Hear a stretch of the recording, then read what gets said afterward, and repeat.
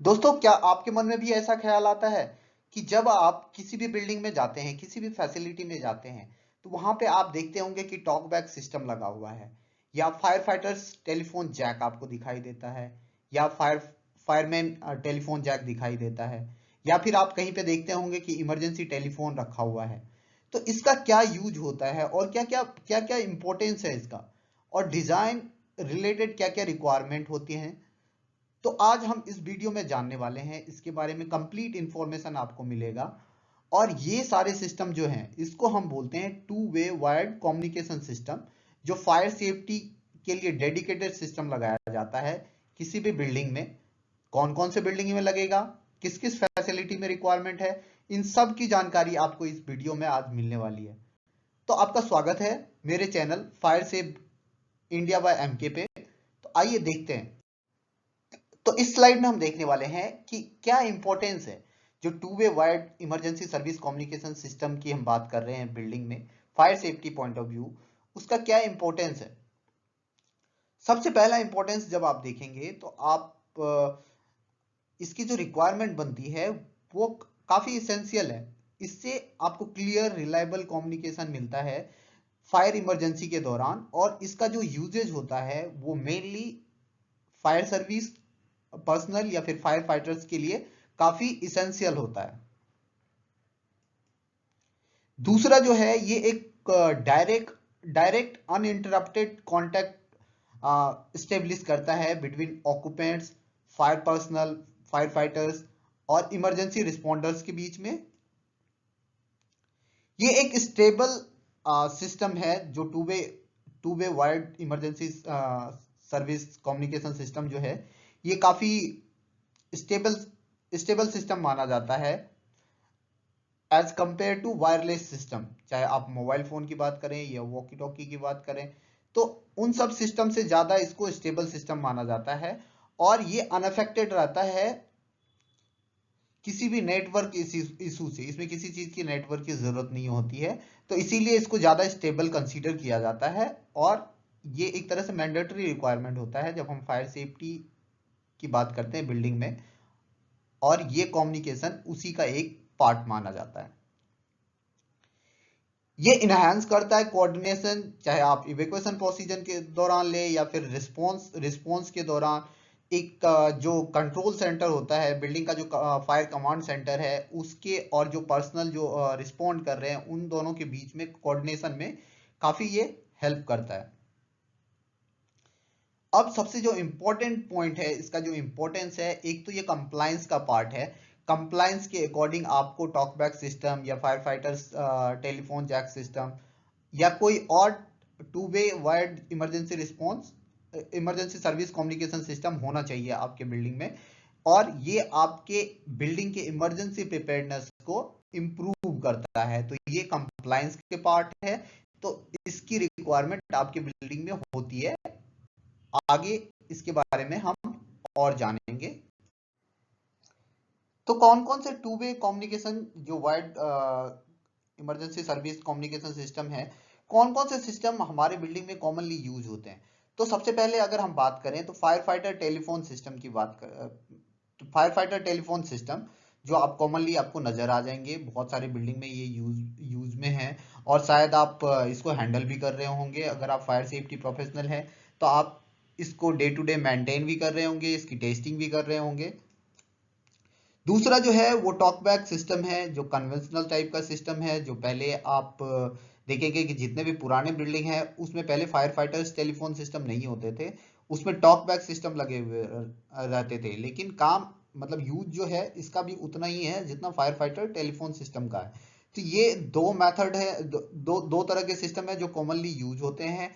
Third system भी आप use कर सकते हैं, जैसे इमरजेंसी टेलीफोन इंटरकॉम सिस्टम आप लगा सकते हैं। जहां जहां आपको रिक्वायरमेंट है, जिस जिस लोकेशन पे है, उसको आप इंटरकॉम सिस्टम के थ्रू भी कनेक्ट कर सकते हैं, और वो भी टू वे कम्युनिकेशन सिस्टम का में फॉल करता है।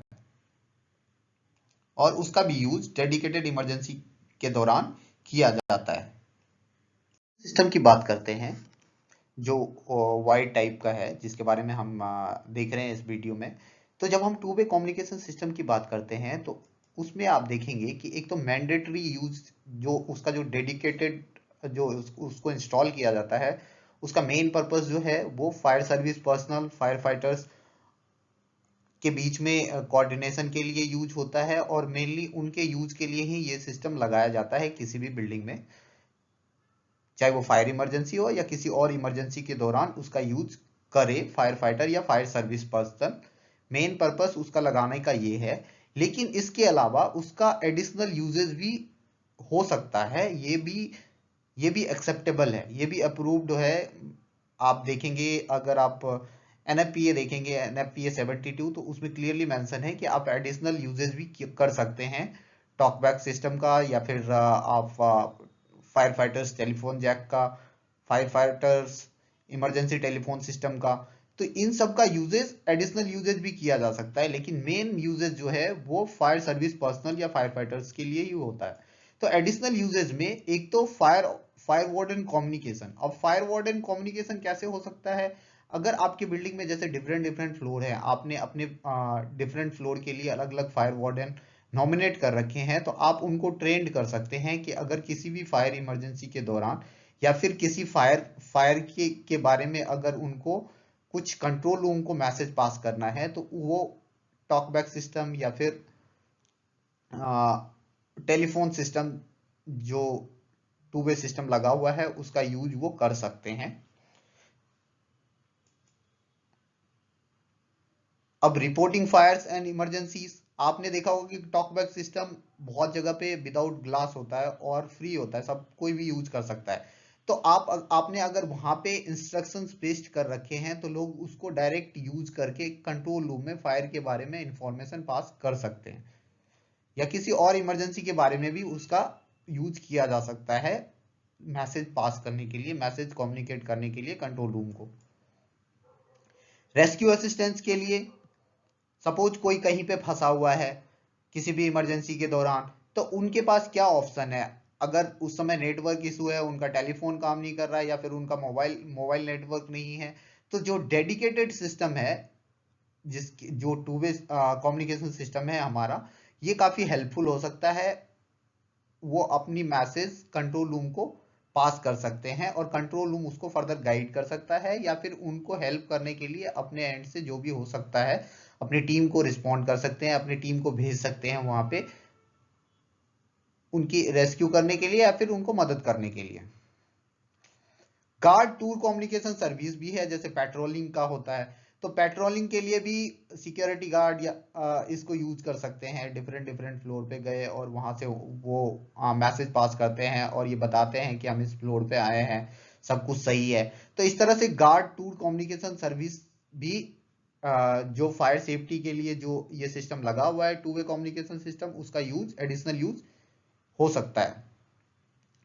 लेकिन एक चीज का ध्यान रखना है, जब कभी भी हम एडिशनल यूजेस कर रहे हैं टू वे कम्युनिकेशन सिस्टम जो फायर सेफ्टी के लिए हमने डेडिकेटली लगाया है, तो ध्यान रहे कि जो हमारा फायर सर्विस से रिलेटेड फंक्शंस हैं वो उससे उसके फीचर्स अफेक्टेड ना हो। जो रिक्वायरमेंट फायर सर्विस पर्सनल की है या फिर जिस जिस पर्पस के लिए उसको लगाया गया है, उस फीचर को हम डिस्टर्ब ना करें जब हम एडिशनल यूजेस कर रहे हो टू वे कम्युनिकेशन सिस्टम का।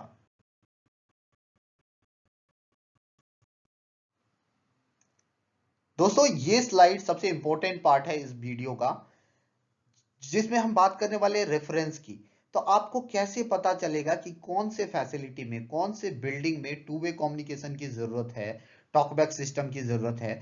तो उसको उसको पता करने के लिए जो पहला रेफरेंस यहाँ पे मुझे मिला है वो है नोट 1 टेबल 7 पार्ट 4 एनबीसी 2016। जब आप एनबीसी 2016 के टेबल 7 में नीचे में आप देखेंगे कि एक नोट लिखा हुआ है, तो नोट 1 में सबसे पहली बिल्डिंग जो वहां पे दी गई है होटल्स A5, फ्लोर एरिया अगर 1000 मीटर स्क्वायर से ज्यादा है किसी भी फ्लोर का, तो उस केस में आपको two way communication system provide करवाना पड़ेगा। Hospitals, sanatoria, nursing home C1 category में आता है। अगर उसमें ग्राउंड +2 और मोर स्टोरी है विद बेड्स, तो आपको टू वे कम्युनिकेशन सिस्टम की जरूरत है। लेस देन अगर 15 मीटर हाइट है with plot area more than 1000 square metre, तो उस केस में भी आपको टू वे कम्युनिकेशन की जरूरत है।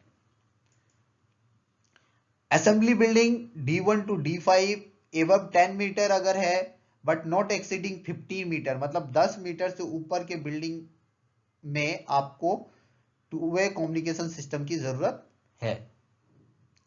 जब हम टू वे कम्युनिकेशन की बात कर रहे हैं तो इसमें वायर्ड वाले कम्युनिकेशन सर्विसेज की ही बात कर रहे हैं हम, जो हमने फर्स्ट स्लाइड में बात करी थी, तो सेम सिस्टम की हम बात कर रहे हैं इस वीडियो में। जहां पे भी हम टू वे कम्युनिकेशन सिस्टम की बात करेंगे ये सारे वायर्ड टाइप के ही होंगे। सारे building, all building 15 metre and above in height, उन सब में टू वे कम्युनिकेशन की जरूरत है। अब एक्सेप्ट है कुछ, जैसे डॉर्मेटरीज A3 और अपार्टमेंट हाउस A4 ऑक्यूपेंसी, उसमें बिल्डिंग की हाइट अगर 24 मीटर एंड एबव है तो उस केस में हमें प्रोवाइड करना है, अदरवाइज प्रोवाइड नहीं करना है। तो दोस्तों ये रिक्वायरमेंट है जिसमें हमें to way communication system provide करना पड़ता है। इसके अलावा एक और रेफरेंस जो मुझे मिला है और मैं डेफिनेटली आप लोगों के साथ शेयर करना चाहूंगा, लास्ट रिक्वायरमेंट के बाद जो एमबीसी में लिखा हुआ है, कार पार्किंग। कार पार्किंग, अगर आपकी car parking more than 300 square metre है फ्लोर का एरिया, तो उस केस में आपको ये system, two way communication system की जरूरत है। मल्टी लेवल कार पार्किंग, कितना भी एरिया हो आपको two way communication system provide करना है। जो नेक्स्ट रेफरेंस की मैं बात कर रहा था वो है IS 15908 2011, selection, installation and maintenance of control and indicating equipment for fire detection and alarm system code of practice. इसमें क्लियरली ये लिखा गया है कि जो आपका टू वे कम्युनिकेशन सिस्टम है उसका फायर सेफ्टी सिस्टम से रिलेटेड कोई रिक्वायरमेंट नहीं बनता है, फायर सेफ्टी सिस्टम के अंदर में वो फॉल नहीं करता है। ये एक सेपरेट रिक्वायरमेंट है जो टू वे कम्युनिकेशन सिस्टम का है, और ये भी कंप्लायंस का पार्ट है जो आपको फॉलो करना है। तो अगर आप उसमें देखेंगे, इस IS में देखेंगे 15908 में, तो वहां पे नोट करके स्टैंडर्ड के बीच में ये लाइंस ऐड किए हुए हैं जो मैं आपके लिए पढ़ के सुनाता हूं।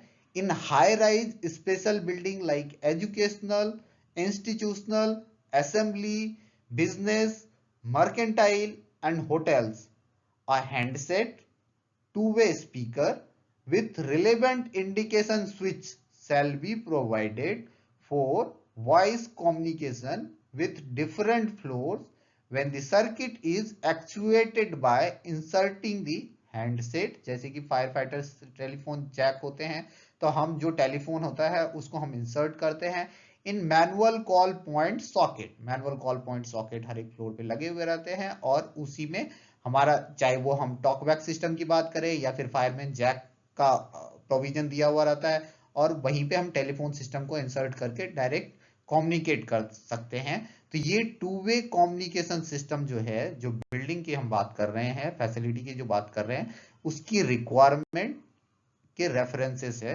जो काफी यूजफुल रहेंगे अगर आप लोग इसको याद रखेंगे, और हो सके तो इसका स्क्रीनशॉट भी आप लेके रख सकते हैं।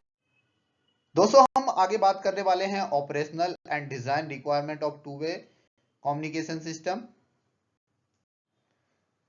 इसमें जो फर्स्ट थिंग है जो हम कंसीडर किया है मैंने, वो है प्रोविजन। कौन कौन से लोकेशन पे टू वे कम्युनिकेशन सिस्टम होना चाहिए, कॉल पॉइंट होना चाहिए। सबसे पहले तो एटलीस्ट वन टेलीफोन स्टेशन और जैक और टॉकबैक सिस्टम, जो हमने 3 टाइप के सिस्टम की कॉमनली यूज्ड सिस्टम की बात करी थी प्रीवियस स्लाइड में। उसमें टेलीफोन स्टेशन, जो इमरजेंसी टेलीफोन सिस्टम की हमने बात करी थी, फायरमैन या fire fighters telephone jack, talkback switches shall be provided at the following location। कहां कहां, इच फ्लोर लेवल, हर एक फ्लोर लेवल पे प्रोवाइड करना है। Etch notification zone, notification zone होता है अगर आपने अपने बिल्डिंग के फ्लोर को नोटिफिकेशन जोन में कन्वर्ट कर रखा है डिफरेंट जोनिंग में, तो आप इंडिविजुअल जोनिंग का भी ईच नोटिफिकेशन जोन में टॉकबैक सिस्टम प्रोवाइड कर सके या टू वे कम्युनिकेशन सिस्टम का प्रोविजन देना है आपको।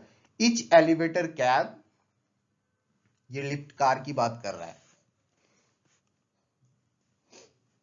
एलिवेटर लॉबीज, जो लिफ्ट लॉबी है वहां पे प्रोविजन की बात की गई है। एलिवेटर मशीन रूम की बात की गई है। Emergency and stand by power rooms, अब इसमें आपका जो पावर रूम आपकी बिल्डिंग का जो भी हो वहां की बात की गई है। फायर पंप रूम की बात की गई है। रिफ्यूज एरिया की बात की गई है। और each floor level inside N enclosed exit staircase. तो दोस्तों मुझे उम्मीद है कि ये क्वेश्चन का आंसर मुझे तो बहुत दिनों तक नहीं मालूम था, लेकिन यहां से मुझे ये पता चला कि हर एक फ्लोर पे, हर एक लैंडिंग पे आपने देखा होगा, हर एक फ्लोर पे टॉकबैक सिस्टम या फिर फायरमैन जैक का वो जो पॉइंट बना हुआ रहता है वो क्यों रहता है, क्योंकि सर्टेन रिक्वायरमेंट है, उसके अकॉर्डिंग हमें ये प्रोविजनिंग करनी ही करनी है। और ये इसमें से जो मैक्सिमम चीजें मैंने निकाल के लाया है, क्योंकि मुझे कोई भी इंडियन स्टैंडर्ड ऐसा नहीं दिखा जिसमें कि इतने डिटेल में लिखा हुआ हो, तो मैंने एनएफपीए 72 को रीड आउट किया और उसमें से कुछ चीजें जो हमारे रिलेवेंट थे वहां से मैंने निकाल के आपके लिए इस वीडियो में मैंने डाला, इस स्लाइड में डाला है, ताकि आप लोगों के साथ शेयर किया जा सके। अदर रूम्स और area as required by the authority, और कोई एरिया अगर आपको लगता है कि आपकी फैसिलिटी आपके बिल्डिंग में इंपॉर्टेंट है, तो उस एरिया में आप टेलीफोन स्टेशन, जैक या टॉकबैक स्विचेस प्रोवाइड कर सकते हैं। अब हम इस स्लाइड में बात कर रहे हैं ऑपरेशनल एंड डिजाइन रिक्वायरमेंट की। तो ऑपरेशनल डिजाइन की जब हम बात करते हैं तो देयर आर सर्टेन थिंग्स, जैसे कि master control panel. Master control panel अक्सर कहां पे होता है? Should be available in fire command centre, either dedicated or integrated with fire alarm system. Maximum जगह पे आपने देखा होगा कि ये फायर पैनल के साथ साथ ही अटैच किया हुआ रहता है या इंटीग्रेट भी होता है, लेकिन फायर पैनल के आसपास ही इसका जो मास्टर कंट्रोल पैनल होता है टू वे कम्युनिकेशन सिस्टम का, वो इंस्टॉल रहता है। अब इसमें आप जब मास्टर कंट्रोल रूम की हम बात कर रहे हैं, तो मास्टर कंट्रोल रूम में जो पैनल लगा हुआ है, मास्टर कंट्रोल पैनल जो लगा हुआ है, उसमें विजुअल इंडिकेटर होना चाहिए, ताकि कोई भी कहीं से भी किसी भी सर्किट जोन फ्लोर कहीं से भी अगर प्रेस कर रहा है या फिर टेलीफोन इंसर्ट कर रहा है फायरमैन जैक में, तो उस वहां से जो मतलब विजुअल इंडिकेटर जल जाए, एक लाइट जल जाए, जिससे पता चल जाए कि हाँ इस फ्लोर से यहां से किसी ने टॉकबैक दबाया है या फिर टेलीफोन जैक लगाया है, ताकि आप उसको पिक करके फिर आप उससे बात कर पाए। सिस्टम में एटलीस्ट 5 टेलीफोन स्टेशन को ऑपरेट करने का प्रोविजन होना चाहिए कॉमन टॉक मोड में। मतलब अगर डिफरेंट डिफरेंट जगह पे भी लोकेशन पे लोगों ने डाला है, तो आपके अगर आपका सिस्टम एड्रेसेबल है पूरी तरह से, तो आप पांचों को होल्ड में डाल के या वेट में डाल के आप सबसे बात कर सकते हैं बारी बारी से। Fire command centre must have control over selecting circuit by floor और स्टेयरवेल और इंडिविजुअल यूनिट। अब इसको लेके मैं आप लोगों के साथ एक मतलब बहुत ही रिसेंट एक मैं ऑडिट हैंडल कर रहा था, तो किसी एक बिल्डिंग में क्या हुआ कि वहां पे स्टेयर केस में जो एमसी टॉकबैक लगे हुए हैं वो सिंगल जोन में है।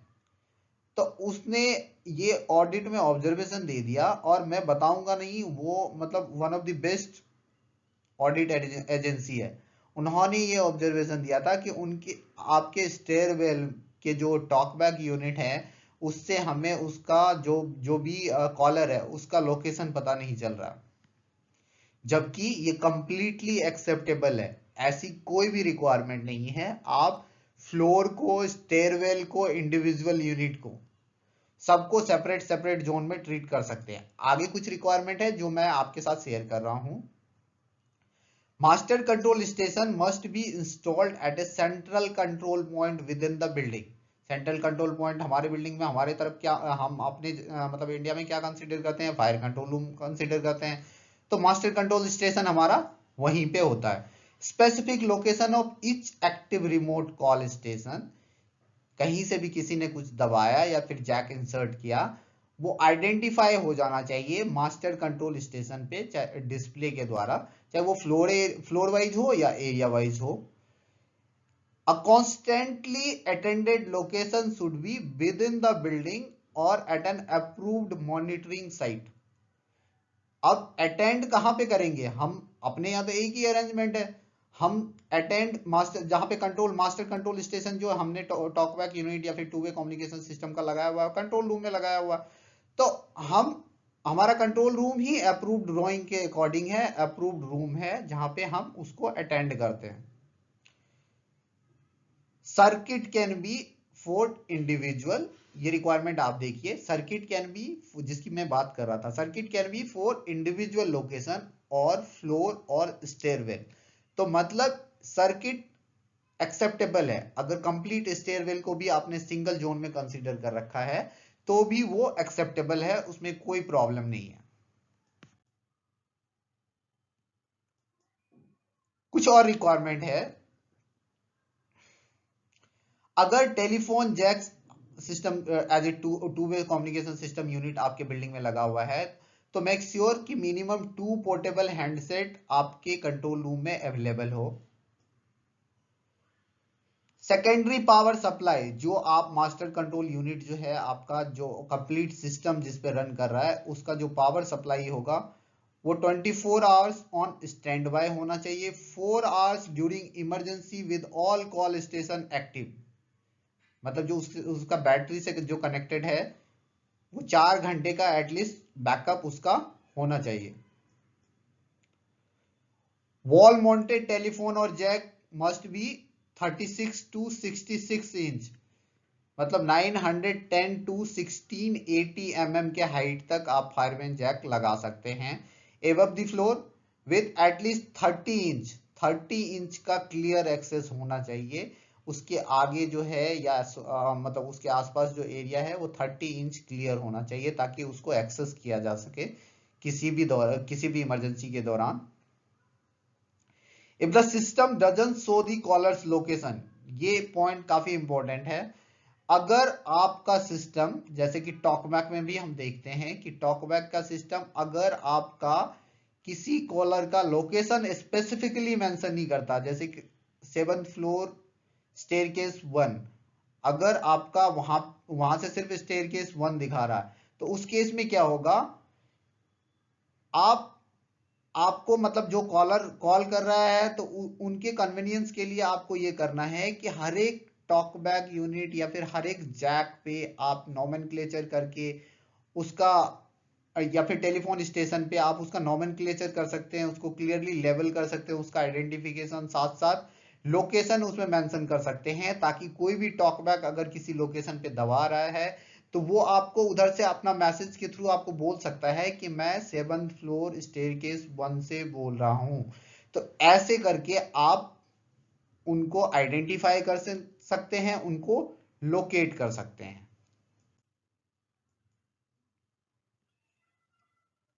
अगर all active calls are not displayed at once, the master control station must, जैसे कि सारे कॉल आपके एक बार में डिस्प्ले नहीं हो रहे हैं, कुछ एड्रेसेबल टाइप के सिस्टम आते हैं जिसमें सारे कॉल एक साथ में डिस्प्ले नहीं हो रहे हैं, तो उस केस में आपको प्रायोरिटाइज करना है। प्रायोरिटाइज करने के लिए क्या है, previously answered calls as urgent for life safety, prioritize previously answered calls as urgent for life safety, display at least 8 active call station identifiers in this order: unanswered call, answered urgent call, answered non urgent call। तो इस order में जितने भी waiting है, जितने call आ रहे थे, एक बार में मल्टीपल कॉल आ रहे हैं, तो 8 एक्टिव कॉल का एटलीस्ट आपके पास रिकॉर्ड होना चाहिए, और उसके अकॉर्डिंग जैसे ओल्डेस्ट सबसे फर्स्ट कुछ ऑर्डर दिया हुआ है, इसको हमें फॉलो करना है।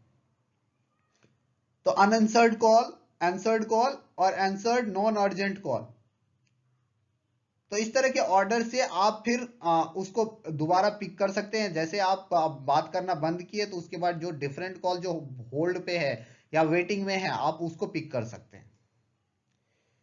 साइनेजेस पेस्टेड होना चाहिए ताकि इंस्ट्रक्शंस वहां पे लिखे हुए हों। लोकेशन और आइडेंटिफिकेशन इंक्लूडिंग ब्राइल लिपि में भी आप लिख सकते हैं। Shall be posted beside the two way communication system.